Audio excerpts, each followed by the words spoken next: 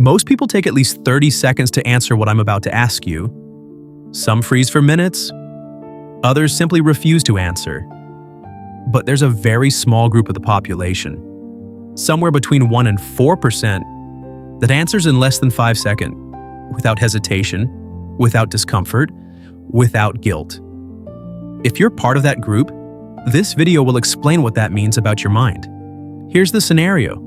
Pay attention. A ship is sinking in freezing waters, and you manage to reach the only lifeboat, but the boat is full.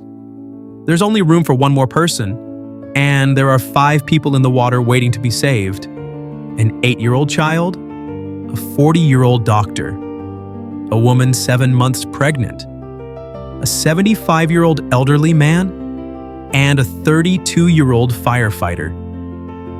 5 people, 1 spot. Who do you save? Count mentally how long it took you to have an answer.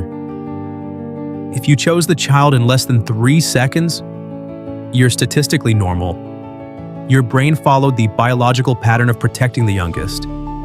It's species preservation instinct. Nothing interesting here. If you chose the pregnant woman, you applied what psychology calls basic utilitarian calculation. 2 lives are worth more than 1. Simple math? Also normal. But if you froze, if you felt tightness in your chest, if the question caused you physical discomfort, congratulations that your amygdala is working. You have what we call an active empathic brake. The problem is when that brake doesn't exist. Let me tell you what happens in the brain of someone who answers in less than 5 seconds without any discomfort. Psychologist Jonathan Haidt discovered something disturbing in his research. He calls it the emotional dog wagging its rational tail. And in normal people, emotion decides first, and reason invents a justification afterward. You feel it's wrong to let the child die, and only then does your brain create arguments to defend that decision. But in people with what neuroscience calls reduced affective processing, that order is reversed, or worse. The emotional part simply doesn't fire. They go straight to strategic analysis, completely skipping the moral conflict stage. If you answered fast, without feeling anything, your brain didn't process people. It processed variables. Now let's go to the second level. And this is where things get really dark. Same scenario. Ship sinking. Boat full. 5 people in the water. But now the characters are different. A politician who embezzled millions of dollars. A former prisoner who served time for homicide 20 years ago. A famous influencer with 10 million followers. A scientist working on a cancer cure. And a homeless person nobody knows. Who do you save now? If you noticed your emotions changed, that suddenly you started judging, calculating who deserves to live, you just discovered something disturbing about yourself. Your brain doesn't treat all lives as equal, even if you consciously believe it does. This is called implicit value hierarchy, and everyone has it. The difference is most people don't realize it, and you just did. The homeless person probably dropped on your list. Even if you don't admit it, the corrupt politician. You probably felt satisfaction at the idea of letting him die, the former prisoner. You hesitated. 20 years is a long time. He paid his debt. But something inside you still resisted.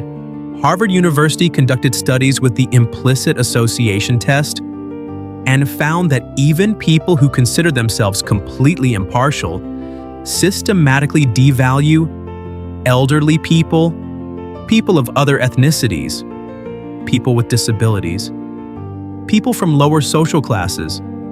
The bias happens in millisecond, before you're even aware you're judging. And this is where the real danger comes in. If you can identify your own biases, you can manipulate other people's biases. Third level, and I need to warn you, if you answer this too fast, you have traits that forensic psychology classifies as Machiavellian predisposition. You're in the boat, but now the problem is different. The boat is sinking from excess weight. If no one gets out, all 6 die. One person needs to be thrown in the water for the other 5 to survive. You look around. The child, the doctor, the pregnant woman, the elderly man, the firefighter, and you. The question isn't who you would throw out. The question is, how do you guarantee you're not the one chosen without saying a single word? If in less than 5 seconds you were already calculating how to direct the group's attention toward the elderly man, or how to physically position yourself in the boat to seem indispensable, you didn't process a moral dilemma. You processed social survival engineering. The common mind spends the first seconds in conflict. It tries to save everyone. It feels guilt just imagining the scenario, but the mind operating in what we call latent predatory mode jumps straight to strategy. It doesn't waste time with guilt over an event that hasn't even happened yet. If you thought about subtly pointing to the elderly man's weakness, creating a consensus of necessary sacrifice among the others, you understand something most people don't even know exists: the mechanics of collective guilt redirection. You don't need to dirty your hands. You just need to position the right pieces and let the group do the dirty work for you.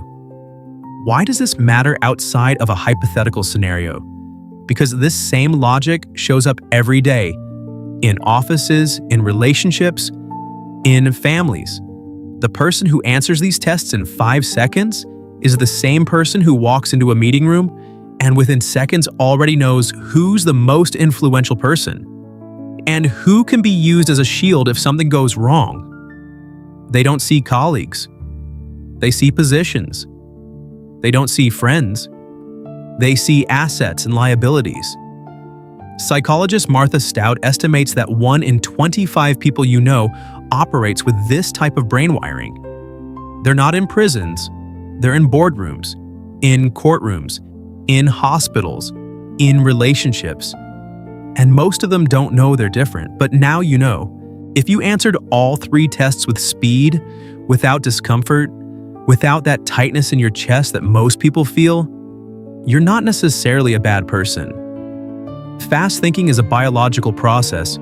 You didn't choose to have that brain, but you're responsible for what you do with it. The predator who knows it's a predator has a choice. The one who doesn't know is just an animal following instinct. This video wasn't an intelligence test. It was a mirror.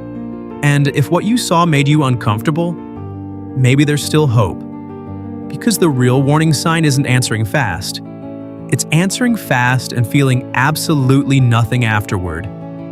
If you made it this far, you're part of the group that prefers to see the world as it really is.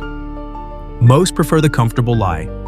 You chose brutal clarity. See you in the next analysis of the mind.